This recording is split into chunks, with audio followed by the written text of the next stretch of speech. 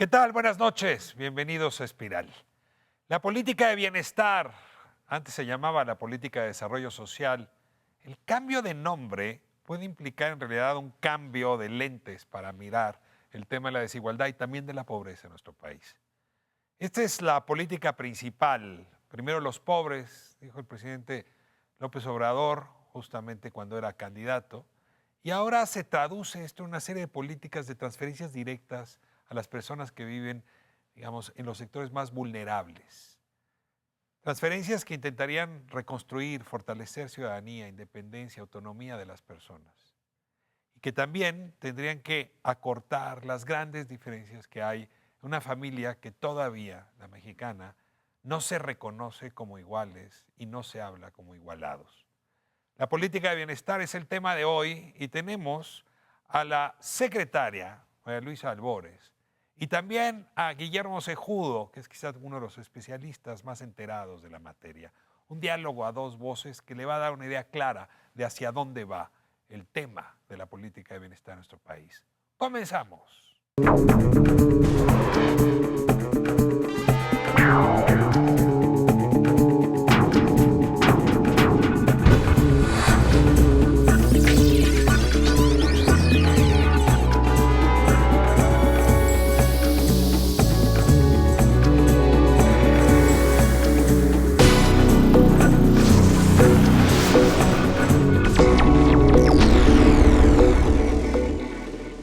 Pues en el principio fue el nombre, no vamos a hablar hoy de la política de desarrollo social, como la habría llamado hace unas cuantas semanas o meses, sino de la política de bienestar. La Secretaría del Bienestar, y está María Luisa Albores, justamente secretaria. Le agradezco muchísimo que nos acompañe. ¿Importa el nombre? ¿Ser secretaria de Desarrollo Social o ser secretaria del Bienestar cambia algo, modifica maneras de pensar o de concebir la política que le toca a usted conducir? Lo primero, agradecerte la invitación y me da mucho gusto estar acá en Canal 11, que es un canal que desde la provincia llama la atención, aunque no llegue a todos los lugares, ¿no? Ojalá Pero llegue dices un día, ¿verdad? canal, sí, eso sería, es un sueño yo creo que se tiene que poder, ¿no? La Un televisión lleva canal del bienestar Estado. si se conduce bien. ¿La Secretaría de Bienestar? No, la televisión lleva bienestar si se conduce bien. Claro. A ver, ¿cómo? Mira, en el caso de las televisoras son muy importantes, sobre todo en provincia, en zona rural, ¿no? Mm. En este sentido, desafortunadamente, tenemos unas repeticiones en ambos canales que se ven más en el país, ¿no? Y lo digo por la cuestión de Cuyos en contenidos normalizan la desigualdad, ¿no? la Cuyos con desigualdad, la discriminación. inequidad, la discriminación, estereotipos que salen. O sea, yo creo que, y también aumenta el consumismo. Bueno, ya le traje a mi molino de la televisión pública, pero sí coincido con usted. Creo que Ujú. construir contenidos distintos es parte esencial de la televisión pública y sí, en ese sentido podría construir bienestar. ¿Cuál es la diferencia entre desarrollo social y bienestar? Bueno, la primera es que es un cambio que tiene que ver con un cambio de fondo y no solo de forma. Ujú. Se plantea que sea bienestar porque la misión de bienestar es el nombre, ¿no? Generar bienestar entre las mexicanas y los mexicanos y aminorar esa brecha de desigualdad que se ha abierto en nuestro país. Hoy tenemos un país donde el 53.4 millones de mexicanos están en situación de pobreza. Entonces, ¿cómo vamos aminorando esa brecha de desigualdad eh, que no le corresponda solo a una institución y a una dependencia? Tenemos que hablar de una política que genere bienestar. Y en este sentido, la Secretaría de Bienestar, el nombre que tiene, lo que plantea es generar bienestar en la población. Hay una larga discusión en nuestro país entre quienes se han dedicado a estas materias, que de un lado están las políticas que combaten las condiciones que generan pobreza. Incluso se generó una casta muy grande la llamaban de pobretólogos, ¿no? Expertos en medir pobreza, en qué políticas podían reducir pobreza. En fin, llevamos muchos años con eso y la verdad la cifra del 53% la vengo oyendo desde que yo cumplí la mayoría de edad. Pero hay un tema distinto, que es la desigualdad. Es un país que tiene pobreza, pero que tiene sobre todo unas brechas de desigualdad enorme. Y no hablo solo de desigualdad económica. Cuando uno llega a visitar al juez, pues depende cómo va vestido y el color de la piel, te trata el juez. Y depende de los recursos económicos, qué escuela tienes y qué salud tienes. Y ese sentido, la desigualdad económica y la otra, la de trato, están presentes. ¿A usted le toca jugar del lado de las políticas de pobreza o también del lado de la reducción de las desigualdades o la convergencia, como la llaman ahora? Mira, yo creo que es la reducción de la desigualdad y que tiene que ver con un sentido de también tomar conciencia con la parte de ser mexicano. Y voy a hacer como énfasis o ejemplos que son claros, ¿no? Hablar de la pobreza en México es algo que lo debemos sentir y nos debe de doler, porque es algo muy permeado en lo largo y ancho de nuestro país. Lo hemos normalizado, ¿no? Sí, se ha normalizado, nos hemos vuelto también un poco indiferentes. Y yo creo que como pueblo o como sociedad mexicana seguimos teniendo todavía relictos de nuestras culturas. El ser comunitario, el ser solidario, y eso es de lo que se trata esta cuarta transformación. La detengo ahí. En el gobierno anterior me tocó entrevistar al secretario de Hacienda en su momento. Antes había sido secretario de Desarrollo Social, José Antonio Meade, no fue candidato a la presidencia. Y él fue autor de un argumento insistente, y es que se había reducido la pobreza. Y entonces se modificaba la manera de medirla, y entonces en el INEGI se forzaron la maquinaria para que se midiera de forma distinta. ¿Dónde se encuentra usted frente a este tema? ¿Realmente se redujo la pobreza o usted encuentra los mismos datos de la última década? Justo de las cosas que yo te iba a plantear y comentar, que al final de cuentas tú hablas de muchos estudiosos que se dedican a ver la cuestión de la pobreza, pero al final de cuentas puede haber gente, un instituto que mida la pobreza y no está mal, está bien, pero en la acción y en el hacer es de las cosas que sí tendríamos que cambiar. ¿Qué cosas perversas se prestaron en esta cuestión de la medición? Y te lo digo porque yo he trabajado en comunidades, en ejidos, en territorio, y lo que he visto es una descomposición que tiene que ver con subirle al índice. Y subirle el índice no significa que haya calidad en la cuestión de los servicios. Póngame un ejemplo. ¿Qué Un ejemplo muy claro. ¿Tiene usted suelo?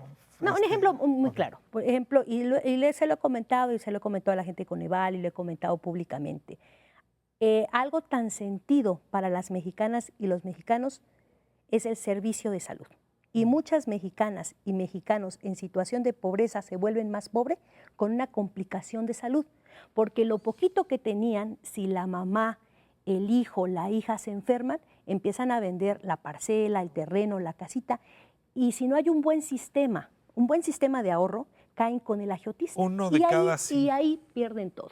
En ese sentido, cuando en una pregunta que viene te dicen, ¿tienes seguro popular? Puedes contestar que sí, tienes seguro popular. Y te preguntan, ¿a cuánto te queda la clínica más cercana? Pues donde te pueden dar el seguro popular te queda la clínica más cercana, a lo mejor 15 minutos. Está bien, 15 minutos, no te queda lejos. Y ya se quedó la pregunta. Pero, ¿qué viene detrás? Tú llegas a esa clínica, y te lo digo porque te puedes ir a una clínica inaugurada por el presidente federal en turno y por el gobernador en turno de la Sierra Nororiental de Puebla. Dos veces inaugurado. Vacíos los hospitales. Sin incubadora, sin enfermeras, sin médicos. O sea, Casi hicieron todo el show para la inauguración. Fachada del oeste, como de película del viejo pero oeste. lo que te estoy contando es lo que pasa en Chiapas, lo que pasa en Tabasco con el sistema médico, lo que pasa en Puebla, lo que pasa en Veracruz. El ni siquiera llegar a tener vacunas, ¿no? En ese sentido, es algo que a lo mejor un indicador importante, que si tienes seguro popular, que si te queda la clínica cercana, pero no estamos hablando de la cuestión de calidad, ¿no? Y eso sí tan sensible. Y pongo el otro ejemplo en la cuestión de cómo a una persona en situación de pobreza, algo tan vulnerable como es la salud, si no lo tiene el Estado y no lo atiende el Estado, vuelves más pobre a la gente. Lo mismo con la situación de alguna persona con discapacidad en situación de pobreza, genera que haya más pobreza en la familia. Déjeme regresarme ahora al tema desigualdad. Casi me atrevería a decir que los tres principales problemas de este país son desigualdad, desigualdad, desigualdad, o las distintas formas de desigualdad. Pero hay una que tengo la impresión pesa sobre todas las demás, que las trataremos hoy, la desigualdad de género. Es decir, el ingreso que tiene una mujer en este país con respecto a lo de los hombres sigue siendo abismal. O sea, los hombres trabajamos y nos pagan por nuestro trabajo. A las mujeres solo 4 de cada 10 les pagan y les pagan de manera remunerada. Pero no nos vayamos a Chiapas o a Tabasco, que es 2 de cada 10 mujeres trabajan de manera remunerada. No están en el sector salud, no está en el sector educativo con los apoyos necesarios. En el mundo del trabajo, la maternidad las derrota. Es increíble, pero las sigue derrotando para poder hacer una carrera profesional y ganar recursos. Déjame centrarme ahí. Mujeres y bienestar. ¿Cuál es el planteamiento de la secretaria Álvarez? Bueno, comentarte que cuando hablo de aminorar esa brecha de desigualdad, tiene que ver también con equidad. Y hablo en equidad y no solo de género, hablo de una equidad también intergeneracional. En este sentido, te voy a poner un ejemplo de las acciones y de las acciones concretas. Nosotros tenemos un programa que se llama Sembrando Vida. Y algo que pasa, y tú lo señalas muy bien, en el campo, en la zona rural mexicana, es que los posesionarios, los sujetos con derechos de tierra, son varones. Entonces, ¿qué estamos haciendo posible? Tenemos prácticamente entre el 25 al 30% de mujeres que están dentro del programa, que no tienen todavía la posesión de la tierra, pero sí el usufructo, y planteamos nosotros que a través de un convenio, que lo estamos haciendo bien porque es algo intersecretarial, bienestar, la parte agraria con SEDATU, para que ellas puedan ser en un primer momento, usufructo de esa tierra, de su trabajo, pero después posesionarias, ¿no? Son de las cosas que hacemos dentro de la parte del programa. Si te comento en porcentajes de las personas en nuestro programa de adultos mayores, la pensión universal, la mayoría en porcentaje son mujeres y también en personas con alguna discapacidad. Que sí estamos señalando mucho. Ya ahorita dentro del nuevo gobierno se señaló lo del trabajo doméstico y nos interesa mucho por lo que tú dices. Normalmente el trabajo doméstico lo hacen las mujeres y sobre todo las mujeres en situación de pobreza, y las mujeres en situación de pobreza son mujeres indígenas, las que vienen y que hacen el trabajo doméstico. Es algo que se plantea, que se tiene y que se están haciendo algunas acciones concretas. ¿Qué tema tenemos a deuda? El tema también de jornaleros agrícolas, de jornaleras agrícolas. ¿Por qué es muy importante? Porque una madre que tiene a un bebé, que tiene un pequeño y que se presenta a un campo, a una plantación, y en esa plantación ocupan agrotóxicos, obviamente que le afectan a ella, y que en la leche materna, cuando le amamante al bebé, también irán los agrotóxicos, pero también al bebé que es expuesto al sol, al trabajo. También estamos viendo ese tema con la Secretaría de Trabajo. Si me permite como ir al núcleo atómico de esa desigualdad, la de género, México es un país que castiga a las mujeres por tener hijos. Es decir, la maternidad es lo que hace que una mujer que va en ascenso en ingresos y por tanto en autonomía, entra en edad fértil, ni siquiera la posibilidad de tener hijos, entra en la posibilidad de los 20, los 30 años, y en ese momento le ofrecen menos trabajo, los patrones están calculando si se va a embarazar o no se va a embarazar. Luego ocurre en efecto que no hay una red de apoyo. Está la familia, pero en ciudades como las nuestras la familia queda luego muy lejos del trabajo. Hay una discusión sobre cómo el acompañamiento que el Estado tiene que hacer a la madre y al padre en su paternidad o en su maternidad no ha sido completado. Y tenemos una discusión muy fuerte con estancias infantiles, entre otras discusiones alrededor. Me encantaría oír su reacción frente a esto. ¿Cómo resolver el tema del cuidado de los hijos desde el apoyo estatal? Bueno, comentarte que, y lo tengo que decir porque muchos se han confundido, creen que el programa de estancias infantiles desapareció ahora, y no desaparece, y eso lo tengo que aclarar. No desaparece, lo que sí hay un cambio, y es un cambio también que tiene que ver con las formas y con el fondo. ¿En qué sentido hablo?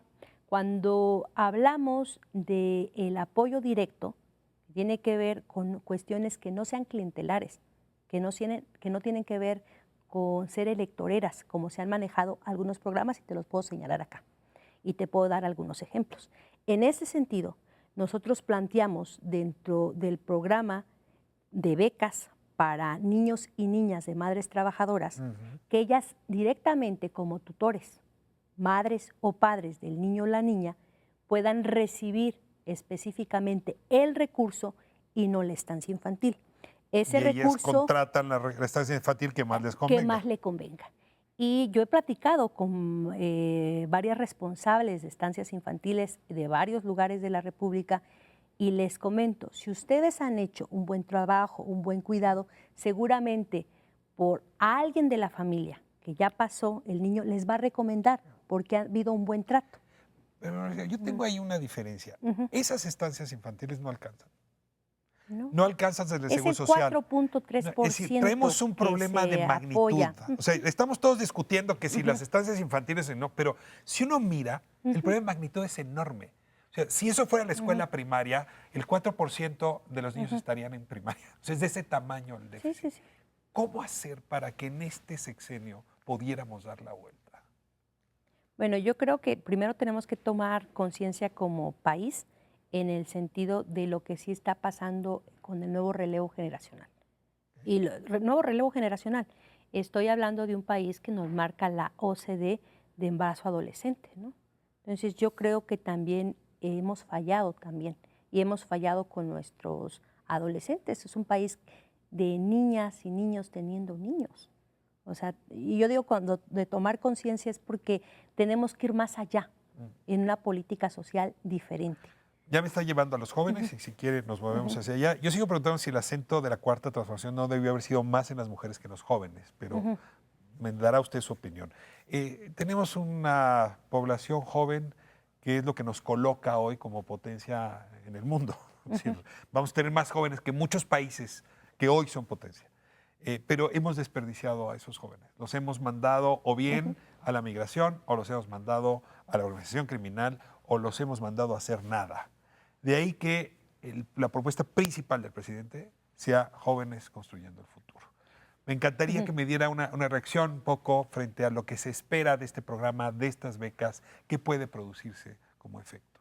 Bueno, platicarte, Jóvenes Construyendo el Futuro es un programa de la Secretaría de Trabajo y Previsión Social, lo lleva la secretaria Luisa María Alcalde y está dentro de los programas integrales, 25 programas integrales que van con la entrega directa y son programas que tienen presupuestos altos. En el caso de Jóvenes Construyendo el Futuro estamos hablando de 44,000 millones de pesos. ¿Y cuál es el planteamiento? El planteamiento es una beca para jóvenes que no tienen la oportunidad de estudiar o de trabajar.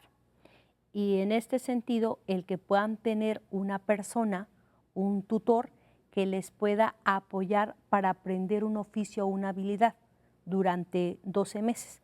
Con el planteamiento, ya hay algunas empresas, hay sector social, donde durante los 12 meses ese becario vaya aprendiendo de este tutor y después pudiera también tener una opción laboral dentro de esa empresa o dentro de ese espacio o este lugar, o aprende el oficio. Por ejemplo, cuando hablamos de Chiapas, que me estaba platicando la compañera Luisa, que ahí es donde tiene un porcentaje alto de jóvenes que están ya empadronados para Jóvenes Construyendo el Futuro. Y a lo que me decía, ellos en qué están, en talleres mecánicos, en carpinterías, en panaderías, pero si se aprende un oficio, también es muy importante para hacer comunidad.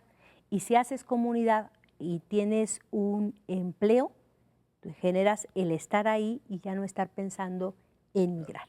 Es una política de capacitación intensiva. Déjeme moverme ahora a la política que hizo Andrés Manuel López Obrador, un político muy querido en la Ciudad de México, que fue el apoyo a adultos mayores. Tan exitosa fue la política que se imitó, ¿no? Y se generalizó, y luego ya cada presidente municipal quería tener su propio proyecto. Entiendo que también ahí hay una ambición de crecer el apoyo, y entiendo que hace un poco incluso complicado terminar el padrón nacional. ¿Cómo va esa política? ¿Cuántos beneficiarios están pensando? ¿Cuál es el criterio? ¿Cuál es la edad? ¿Y qué se esperaría de esto en este sexenio? Bueno, la pensión universal para adultos mayores, como su nombre lo dice, es una pensión universal. Significa que gente que está pensionada por el IMSS, por el ISSSTE, por Pemex, por Sedena, va a poder también contar con esta pensión. Esta pensión se va al doble de del programa que se tenía por parte del gobierno federal dentro de lo que era Sedesol, que era el PAM, Programa de Adultos Mayores. Era de 580 pesos mensuales con entregas bimensuales, 1,160 cada 2 meses. Nosotros lo llevamos al doble, a 2,550 pesos en entrega igual directa a través de lo que es la tarjeta de bienestar. ¿Y cuál fue el planteamiento? El planteamiento es, tenemos un padrón del programa de adultos mayores, se hace el censo bienestar, se hace el cruce, pero también se cruza con otros padrones que tienen que ver con el IMSS, con Pemex, con Sedena y con el ISSSTE, ¿no?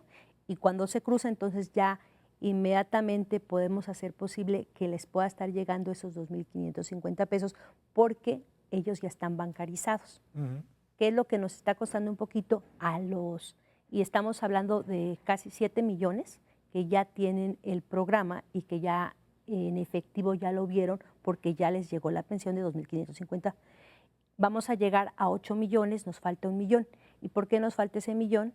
Porque son los que no están bancarizados, que tenemos que bancarizarlos y que tenemos que subirlos a un sistema. ¿Cuál es la otra diferencia? Serían pobladores rurales, supongo, en su mayoría. La mayoría también poblaciones rurales, pero en diferentes lugares del país. Ahí sí quisiera hacer un énfasis.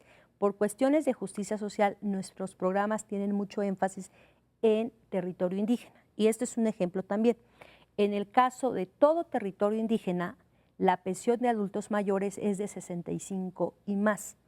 Y en territorio que no es indígena es de 68 y más. Personas con discapacidad también reciben un apoyo importante, es otro de los programas grandes. Es otro de los programas grandes, planteamos nosotros 1 millón de becas para personas con discapacidad, igual es 2,550 pesos, entrega directa, pero también tienen el componente, en este caso, en territorio indígena, estamos planteando que sea de 0 a 64 años, para que inmediatamente a los 65 empiece la pensión de adultos mayores. Y en territorio que no es indígena, en la parte del presupuesto no nos alcanza más y entonces es para niños, para adolescentes y para jóvenes de 0 a 29 años. Ya vimos los programas más relevantes. Podría estar escapando alguno, pero en la forma de operarlos ha habido críticas y ha habido defensa. Por ejemplo, en el caso de personas con discapacidad, en el caso de adultos mayores, el presidente mismo en alguna de las conferencias que da en las mañanas decía, no es necesario CONADIS, no es necesario INAPAM. O sea, estamos llevando la transferencia directa de recursos. Esos intermediarios son burocracias que se chupan el dinero. CONADIS creo que costaba 52 millones de pesos, digamos, eso es casi nada en comparación de lo que se va a dar ahora. Pero hay otras que dicen, no, es que no todo es la transferencia. Se requieren políticas públicas, se requiere darle seguimiento. Es decir, esas instancias que construyó el gobierno mexicano, el Estado mexicano, son fundamentales. Me encantaría ahí también escuchar su reacción. Bueno, comentarte que puedo entender la postura de nuestro presidente en un sentido de no desaparecer, a lo mejor en el mismo programa que sea una estancia que pueda ayudar a coordinar y hacer las otras cosas que a lo mejor no solo un programa de transferencias monetarias lo va a hacer. Usted no está por desaparecer CONADIS. Pues no es de compactar la parte de estructura, quitar la parte de las burocracias y que siga planteando y haciendo las cosas. 52 millones de pesos, que tampoco me parece un presupuesto inmenso, ¿no? Y en el caso del INAPAM. INAPAM también es de las cosas que se están estudiando y revisando, ¿no? Ahora, yo coincido con el presidente cuando dice, en esta distribución de recursos hubo organizaciones de la sociedad civil que francamente se pasaron, ¿no? Esta crítica llevaba mucho tiempo andando, pero están pagando justos por pecadores. Si usted sabe bien que la sociedad civil, por el otro lado, ha sido un instrumento de multiplicación de los recursos públicos. Me encantaría escuchar su posición ahí y cuando habla con el presidente, ¿qué le dice a propósito de la sociedad civil? Y sobre todo de la circular, que un poco puso un freno importante. Bueno, mira, por ejemplo, hoy que fuimos a un llamado para invitar, en el caso de nuestro presidente nos invitó a sumarnos a la colecta 2019 para la Cruz Roja. ¿Esa es una organización de la sociedad civil? Sí, y lo reconoció y comentó. Nuestro presidente tiene muy claro también los avances que ha hecho la sociedad civil y que tienen que ver con los temas justamente de la gente con mayor vulnerabilidad. Y cuando hablo de esto estoy hablando del tema indígena, de quienes han puesto el tema de jornaleros, el tema de migrantes, trabajadoras domésticas. O sea, creo que hay los avances que ha habido en este país, hay que reconocerlo, es la sociedad civil. Usted ha También ha trabajado habido para del la otro sociedad lado. civil en distintos momentos. No, yo trabajé en Yegnemilis, significa vida digna, vida buena, que es en náhuatl, una asociación civil, y que lo que trabajábamos directamente es con cooperativas indígenas, náhuatl y totonacú. ¿Fue injusto cuando dijo que no había sociedad civil de izquierda? Mm, Sí hay, ¿no? Hay sí hay. progresista, hay de izquierda, en fin. Déjeme pasar a un tema, o más bien anunciar un tema escabroso que es fundamental y que usted ya adelantó. El asunto de los padrones. La preocupación que puede tener la política social en cualquier país, ya usted lo decía, es que se utilice de manera clientelar. Es decir, en el momento en que un gobierno toma dinero para conseguir votos más que conseguir bienestar, se nos desvía el recurso del contribuyente, se vuelve clientelismo, tal como usted lo dijo. De ahí que siempre la disputa por los padrones sea fundamental, sea esencial, que esos padrones no puedan ser utilizados clientelarmente, que estas transferencias se neutralicen en términos electorales, pues. Déjame irme a corte y de regreso platicamos, porque es uno de los grandes desafíos, ¿no? El nuevo padrón que justamente se está construyendo para todos estos apoyos que indiscutiblemente son esenciales y que no merecen ser criticados como clientelares si se construyen bien. Vamos a corte y regresamos. Seguimos en Espiral.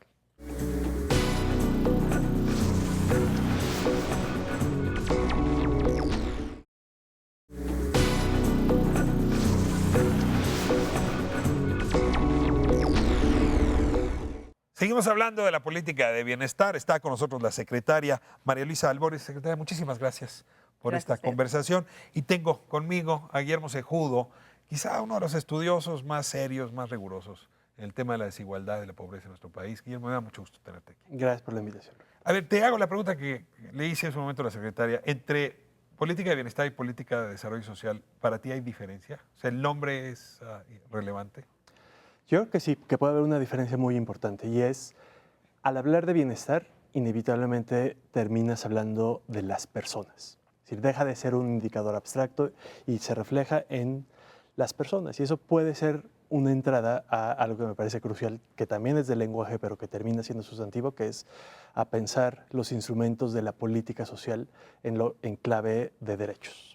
Es decir, ya no estás pensando en sacar a las personas de la pobreza, sino en imaginar que todos los ciudadanos, las ciudadanas mexicanas reciben acceso a una garantía efectiva de derechos, no porque son destinatarios de políticas, sino por su condición de personas que habitan en este país.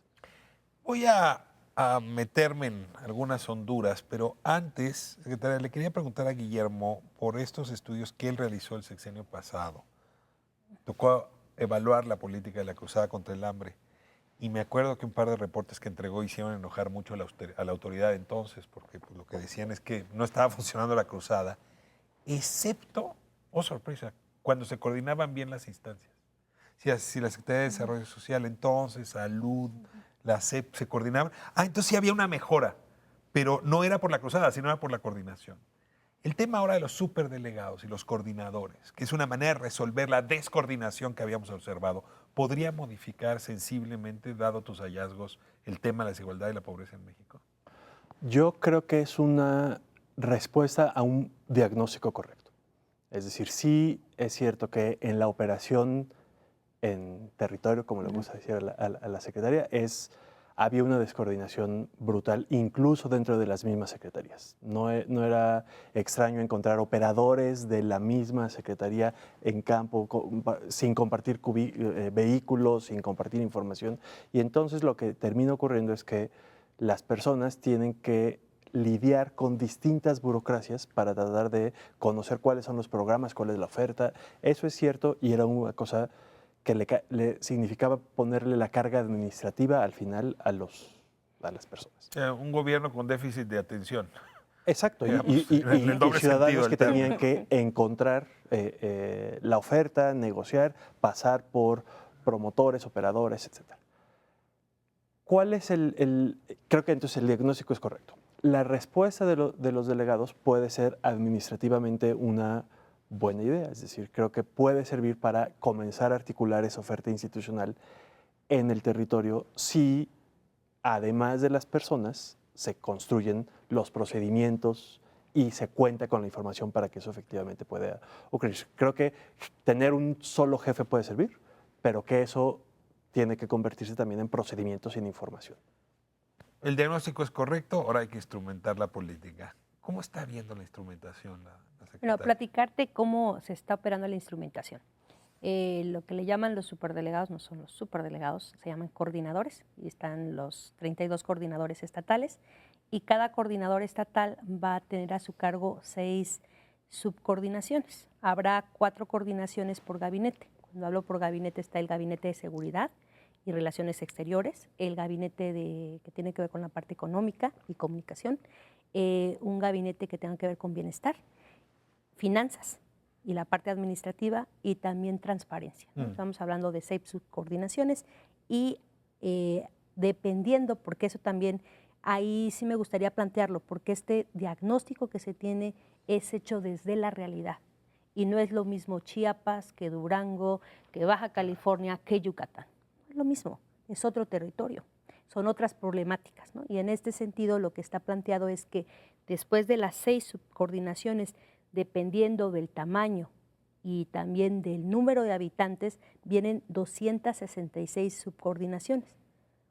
No va a ser el mismo número de Chiapas, que el mismo número de Durango, que el mismo número de Chihuahua, pero a nivel nacional van a haber 266.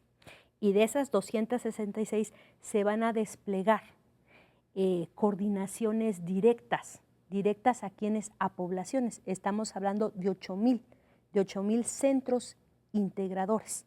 Estos 8,000 centros integradores van a estar directos con la población. Estamos hablando... ¿Qué es un centro integrador? ¿Qué hay? ¿Son muchas ventanillas? O sea, ya atiendo salud. Mira, ¿Qué es un centro integrador? ¿Qué es un centro integrador? Un centro integrador va a poder estar físicamente en alguna representación gubernamental.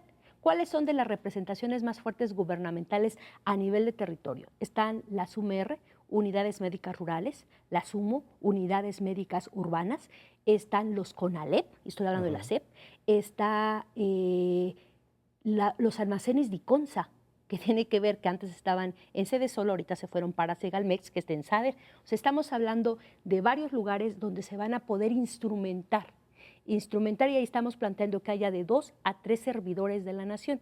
¿Qué son los servidores de la nación?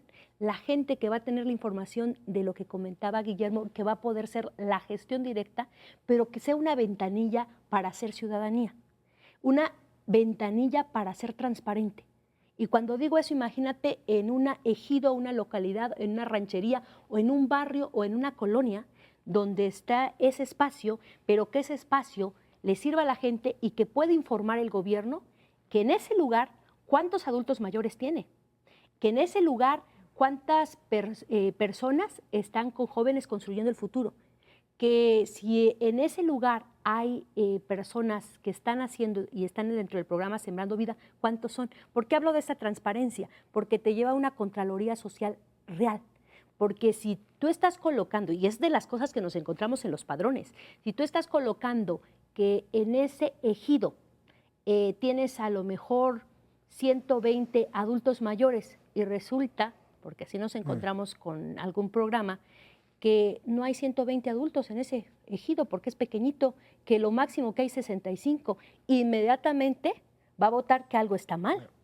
¿Y por qué lo comento? Porque va a salir algo instrumentado desde muy abajo, que se viene desde arriba también y que vamos a ir haciendo también cosas diferentes que tienen que ver, cuando yo hablo de la parte gestora, es porque va a ser lo más cercano a la población, pero también lo más directo.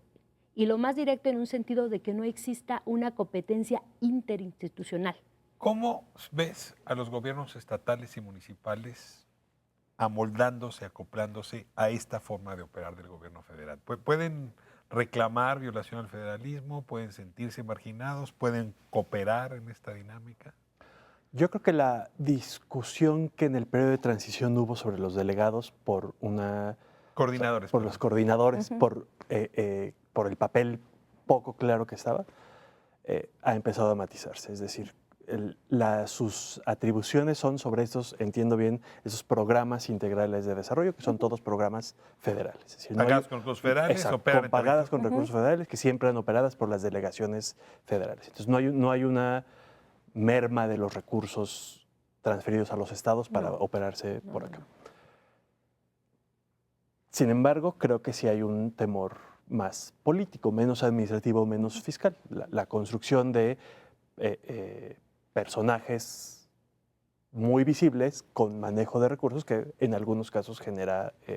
No, hay antecedente. A ver, el Pero PRI eso- acostumbraba a poner de secretarios de Desarrollo Social a los que luego quería poner de Exactamente. candidatos a gobernador del PRI. O sea, la historia en México, Los ¿cómo hacemos que delegados eso no siempre han pase? tenido ese papel.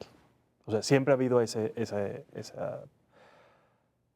Por otro lado, sin embargo, creo que sí hay una, y en algunos casos se ha visto, para los gobiernos estatales es más fácil lidiar con un funcionario que lo que ocurría a veces, que es tener que tocar muchas puertas sin que haya una respuesta directa y clara. ¿Cuál es una cosa que creo que tiene que terminar de resolverse? Es la articulación de esos coordinadores con los responsables de los programas en el ámbito federal. Es decir, la correa de transmisión no en el territorio, sino desde el territorio con la federación, con las instancias federales que responden. Porque esos programas integrales, yo se decía, no están solo en bienestar, sino que están en distintas áreas. Entonces, Por que eso pueda este haber una esfuerzo de conexión. coordinación ahora en el gabinete. Exactamente. Y ahí creo que el desafío más importante a resolver es que sea una coordinación que efectivamente logre trascender la idea de que basta solo sentar a las personas y volver procedimientos efectivamente operacionalizados y con información suficiente para ver que esa coordinación se está reflejando en campo, que no solo se genere esa información, sino que suba, se agregue, se comparta y que haya información confiable para que todos los que tienen que tomar decisiones sobre presupuestos, sobre planeación, sobre cambios en la siguiente administración, sobre nuevas prioridades territoriales o por grupo o poblacional, puedan ser tomadas con base en información que ha sido siempre el talón de Aquiles de la coordinación. Ahora, que el gobernador no sepa con quién ir es un problema, pero retomo un argumento que dabas hace un momento y que hemos discutido en otros espacios muchas veces, y es que el ciudadano, la ciudadana no sepa con quién acudir. O sea, qué programa realmente, qué beneficio tengo. Entonces, esta ventanilla única, déjeme llamarla así, me parece una idea genial.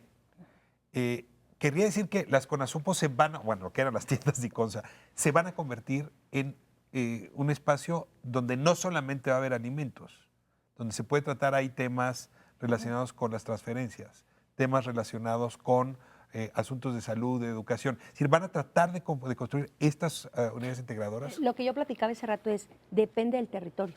Depende del territorio. Y hablaba de los almacenes. Almacenes hay 400. Sí. Tiendas Diconsa 27,000. Entonces, cuando hablo del espacio va a depender. Puedo hablar de lo que conozco bastante bien, Cuetzalan del Progreso, Puebla. Está en Sierra Nororiental. Zona bellísima de este país. Hermoso. ¿Y qué creo yo que valdría la pena ahí? Ahí se tiene un almacén. El primer almacén inaugurado de lo que eran las tiendas Conasupo, Oplamar, después tiendas Diconsa, fue ahí. Entonces es grande, tiene un espacio que sí tiene que tener internet.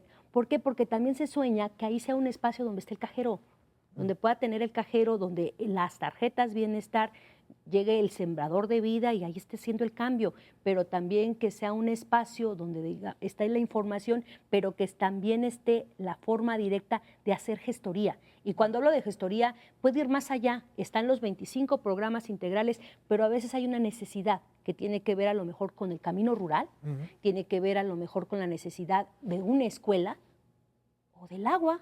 Entonces ahí va a ser la ventanilla y desde ahí se puede hacer la gestión. Bueno, me voy a corte, pero prometí en el segmento anterior abordar el tema de los padrones, ¿no? Sí hay suspicacia en el sentido, porque, a ver, otra vez ha sido tradición en nuestro país el uso de los recursos públicos para construir clientelas políticas. No es una novedad. La pregunta en realidad, o la novedad sería cómo hacer para que en esta ocasión transferencias tan importantes no vayan a ser utilizadas, no digo políticamente, porque siempre es políticamente, partidariamente. Vamos a corte y regresamos a hablar de los padrones que se están levantando justamente para el apoyo vía transferencias a los grupos, a los sectores más vulnerables. Regresamos.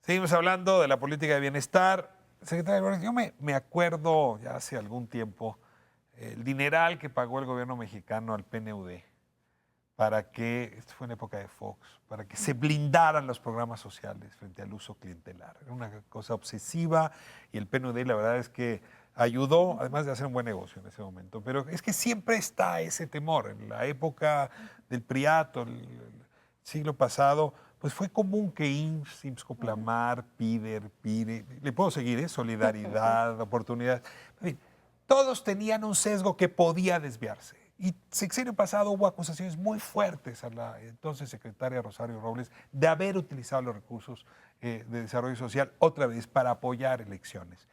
¿Cómo hacerle ahora para que eso no pase? ¿Qué tienen pensado para blindar el uso de estos programas y que no acabe ayudando pues, al partido del presidente? Ni modo, esa sería la lógica. Bueno, yo creo que la construcción de la ciudadanía, cuando hablamos de estos centros integradores, no hablo nada más de tener información, hablo de que ahí sean espacios de hacer asamblea. Cuando tú priorizas en un ejido, en una comunidad, en un barrio, en una colonia, porque no va a dar el presupuesto, de que a lo mejor lo primero sean el drenaje, o lo primero sea la calle, o lo primero sea la escuela, o algo que se requiera en la parte de la... Planeación democrática, como dice el artículo 26 de la Constitución. Y en el momento en que tú empieces a informar y que se empiece a dar una participación, yo creo que vas cambiando a la gente. Por ello decía, nuestros programas no están planteados para ser electoreros. O sea, sí queremos hacer ciudadanía, sí pensamos en sujetos con derechos, ¿no? Y eso también, mira, lo vemos planeado y planteado y en acción con el programa Sembrando Vida. Si el programa Sembrando Vida no entra al censo de bienestar porque se mete a sujeto social y se va a visitar a los ejidos, a las comunidades. Hemos hecho más de 7,000 asambleas que implican, que fueron a visitar a cada uno de acuerdo a cómo está el requerimiento de ese ejido, de esa comunidad. Pero lo voy a citar al presidente. La gente no es tonta. Sí, la gente Es no decir, es tonta. lo que está diciendo es, no es tan fácil la manipulación como están diciendo. Apostar por la gente para luchar contra el clientelismo, Guillermo, como solución. ¿Qué más tendrías que decir tú para ese blindaje? 3 cosas. Uno es que ese argumento me parece muy poderoso y creo que la pasada elección es muestra de ello. Y elecciones pasadas, recientes. La internet. Es decir, efectivamente, gobiernos de varios colores han intentado usar la política social para construir clientelas y la política del eso tiene sus tinaco, límites. la política del saco tinaco, de el arena, PANS, exacto. no sirve. En la Ciudad de México, las delegaciones, que todavía se llamaban en el año pasado, gastaron 2,000 millones de pesos en acciones sociales que era repartir cosas. iPads, tinacos, pans, etc. Y los resultados electorales fueron en contra de las... El Estado de lo que se México había sería tratado la de- prueba de que sí funcionan en algunas regiones, regresando Claro. a que el país es diverso. Exacto. Es decir, creo que no alcanza como argumento, pero sí es cierto que en todo el mundo y en mucho tiempo la principal amenaza a la política social es el uso clientelar. Eso y lo pongo como amenaza, no riesgo, no necesariamente algo que... Porque deja de ser política de bienestar, Exactamente. se convierte en otra cosa. Exactamente. Y anula el efecto de la política. Porque efectivamente es muy fácil convertir instrumentos que buscan mejorar el bienestar de las personas en elementos que busquen construir clientelas, construir relaciones con propósitos partidistas, no necesariamente de proyecto. Creo, sin embargo, que la idea de blindaje es como tratar de llegar con un parche a un problema, más que es decir, la política social por definición es capturable, entonces, ¿cómo le ponemos candados para evitarlo? Creo que la discusión más importante es cómo haces que la política no sea capturable. Yo creo que hay una buena noticia hoy, que es esa lógica universalista de la política. Como el de adultos mayores. O sea, cuando se dice Todo adulto no te mayor lo- tiene... No te lo doy porque yo te conozco, porque estás en mi partido, porque vas a votar por mí o porque Claro. tienes un padrino, te doy porque eres mexicano y porque te toca y cumples con los criterios de edad o que corresponden. Entonces eso es un elemento crucial para romper el clientelismo.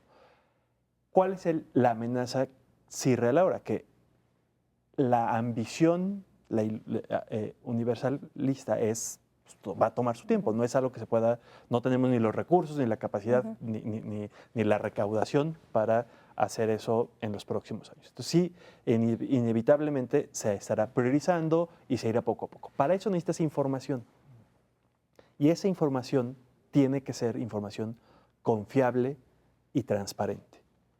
Si esa información no es confiable y no es transparente, entonces es muy fácil, entonces sí, que sea capturada a pesar de la ambición universal. El tema de los padrones. Es decir, no alcanza para darle todo a todos. Entonces, quien esté en el padrón es beneficiario. Y por lo tanto, cómo se haga el padrón, quién esté dentro y quién esté fuera, pues va a ser objeto de escrutinio. ¿Qué garantías se tienen de que ese padrón no puede ser manipulado, digamos, a partir de cercanía o distancia con posiciones políticas partidarias, o concretamente con los operadores de poder, pues? Bueno, comentarte que los padrones no están cerrados y justo para eso van a servir estos centros integradores.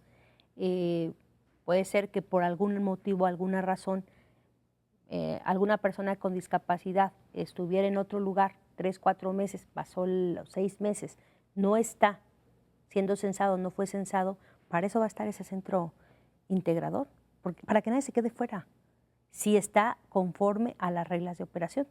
En zona indígena, como lo habíamos platicado, y en territorio que no es indígena, conforme a lo que está. Entonces, el planteamiento es eso, no se crea de que ya se terminó el padrón. Por ejemplo, se da el anuncio que en Chiapas, y te lo digo el caso de Chiapas, Oaxaca, Guerrero, terminan al 100%. Hoy los compañeros de Chiapas regresaron en los 4 municipios de zona de desplazados, porque esa es una problemática real.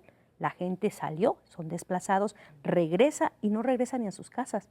Está viviendo en espacios de vecinos, conocidos o familiares, ¿no? Entonces ahí regresa el censo, ahí está el censo. Entonces se escucha, pues. Entonces yo creo que eso es muy importante. Como los coordinadores o superdelegados, esta fue la otra gran discusión. Sobre todo porque quienes estaban encargados de levantar los padrones habían jugado un papel muy importante dentro de Morena. Entonces sí había un trabajo partidista que podía traslaparse. ¿Ves con la transparencia en los padrones posibilidad de tranquilizar los nervios y la preocupación de que fueran utilizados esos padrones de manera clientelar? Creo que hay 2 dimensiones, una técnica, muy técnica, y una política. La técnica es la preocupación sobre la calidad de la información. Lo que está ocurriendo es que ese censo tiene que ser tan bueno que podamos efectivamente dedicar los recursos públicos que se están asignando a los programas sociales bien asignados. ¿Cuál es el problema la preocupación que yo tengo ahora es la calidad de la información por el proceso en el que se ha estado construyendo el censo? No solo ha habido retrasos importantes, que creo que hay que Sí, el presidente ya ha dado varios manotazos en la mesa pidiendo que se acelere el proceso. Pero además se han multiplicado las formas de captura. Es decir, originalmente iba a ser solo visita casa por casa. Ya hay estados donde hay mesas de recolección de información donde la gente va a registrarse. Hay municipios que han activamente empezado a censar a su población porque ya vieron que esa es una buena forma de asegurar que llegue apoyo a la población. Ha habido nuevas bases de datos, entiendo que se añaden al censo. Entonces, eso empieza a crear ruido en la calidad de la información. ¿Esto que está describiendo Guillermo es así? ¿Está pasando así? No, y quiero aclararlo, porque también nos llegó esto y lo platicamos directamente con los coordinadores estatales. Es en un sentido, y por eso digo, se regresa cuantas veces se tenga que regresar. Y el presidente, cuando estuvo de gira en los 100 días, justo en Córdoba, se lo hizo notar al delegado, que independientemente si había hecho la visita, pero le reportaban que alguien había quedado sin censar y era importante, fue por una jovencita, regresar al espacio cuantas veces sea necesario. Y lo comento porque ¿qué es lo que nos pasa en algunos lugares? El caso de algunos lugares donde la gente va a trabajar a las ciudades cercanas. Entonces regresa y lo que sí se hace es un perifoneo se hacen las mesas, pero no se levanta ahí la información. Se levanta en dónde está ubicada la gente, los servidores hacen la ruta, porque también estamos hablando de zona rural. O sea, a lo mejor no puedas visitar, como en la Ciudad de México, muchas casas o todo un edificio, ¿no? Muchas familias. Lo que tú tienes que hacer es a lo mejor hacer una ruta para ir a visitar a una persona, caminas otros 3 kilómetros, visitas otro, y a lo mejor de hacer de 10 familias te haces 3, 4, porque vas a caminar. Pero eso es lo que se está haciendo. Y no veo mal, ¿por qué? Porque ya pasó la parte del censo, se hace un perifoneo, se hace directamente con las autoridades locales, autoridad digital municipal, y lo que se hace es el levantamiento de hacia dónde se va a hacer la ruta y se va al domicilio. ¿Por qué hago hincapié en la parte del domicilio? Porque nuestro censo sí tiene eso, el que se tome la fotografía, pero también la ubicación real del domicilio. ¿Hubiera sido deseable que el INEGI levantara el censo o era imposible? Hubiera sido deseable que fuera un proceso más institucionalizado y creo que más transparente de arranque. Yo creo que hay suspicacias por la historia de este país sobre el instrumento, los encuestadores. Entonces, uno es la información y la calidad de la información, y hay un segundo candado que permite blindar. El segundo es el uso. Es decir, quiénes van a tener acceso a ese censo y quiénes lo van a poder utilizar. Yo creo que si se logra, esa ha sido una aspiración Pero le siempre, pregunto al doctor, ¿qué es lo que es recomendable? que este sea el padrón, El a padrón. partir del cual todos los actores públicos, no solo el gobierno federal, sino incluso estatales, son los que utilizan la información para encontrar a posibles beneficiarios. ¿Por qué el uso se vuelve importante? Porque entonces multiplicas los controles y multiplicas el interés de todos de estar bien. Hoy tenemos padrones por secretaría, por nivel de gobierno, los municipios hacen sus minicensos, etc. Creo que si tuviéramos un registro administrativo de personas destinatarias de política social, de política de bienestar, de los 3 ámbitos de gobierno, vuelves ese instrumento mucho más vigilable, exigible por los ciudadanos que esté bien y controlable por distintas autoridades. 30 segundos para despedirse, secretaria. ¿Algo que añadir? No, estoy contenta y que fue una oportunidad de platicar un poquito de lo que queremos hacer. Tal vez no se puede entender la cuarta transformación porque hablamos de 25 programas integrales, hablamos de quitar la competencia interinstitucional y al contrario, lo que queremos hacer no solo bienestar, es la Secretaría de Trabajo, SADER, Economía, los 25 programas integrales, generar bienestar. Yo sí le puedo decir que este esfuerzo por explicar ayuda muchísimo. No sé cuánto le agradezco que nos haya traído su voz aquí y que la televisión pública esté siendo respaldada por funcionarios con el alto nivel como el suyo. Muchísimas gracias. Es un honor tenerla acá. Guillermo, muchísimas gracias. Pues seguiremos trabajando, seguiremos revisando. Creo que este es, insisto, el principal dilema de nuestra generación. Es un país injustamente desigual y si no lo resolvemos, esta generación no habrá cumplido con el principal desafío que nos planteó la época. Nos despedimos y nos vemos la próxima semana aquí en Espiral, todos los miércoles 10 de la noche. Gracias por habernos permitido entrar a sus hogares.